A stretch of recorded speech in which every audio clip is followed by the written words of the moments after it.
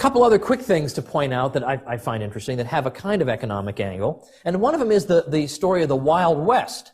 Now, we all know about the Wild West because we see Hollywood movies and we've read books about it, that in the Wild West, everybody's got a gun, and so therefore everybody's shooting. That seems to be the logic. If you've got a gun, well, naturally, you're just going to start firing it. And it seems like the truth, though, in recent years, scholars have uncovered that our understanding of the Wild West is about 180 degrees wrong.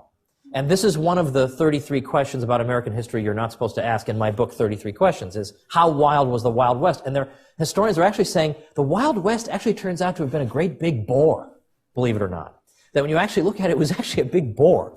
Larry Schweikart from the University of Dayton has estimated that fewer than a dozen bank robberies occurred in the entire frontier west from 1859 to 1900. So this means that there are more bank robberies in modern-day Dayton, Ohio, where Larry Schweikart teaches, in a single year, than there were in the entire Old West period. Now, Buffalo Bill Cody went around telling people that he had been wounded in battles with the Indians 137 times. Wow, there's a lot of violence going on out there. And then finally, under pressure, he said, well, it wasn't really 137. It was one time, but it was really bad that one time. It's really bad.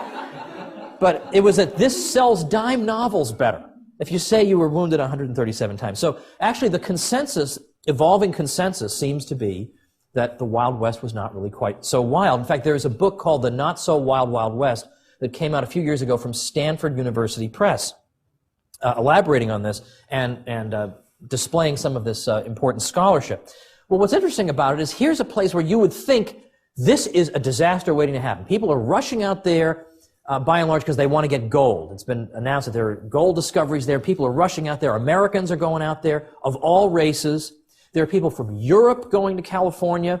There are people from China going to California to get gold. No one intends to make his home there. People are going to get their gold and get out.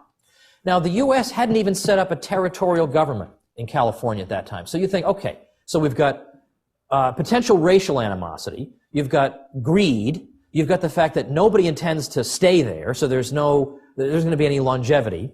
None of these people know each other, so there's no pre-existing community camaraderie to build on.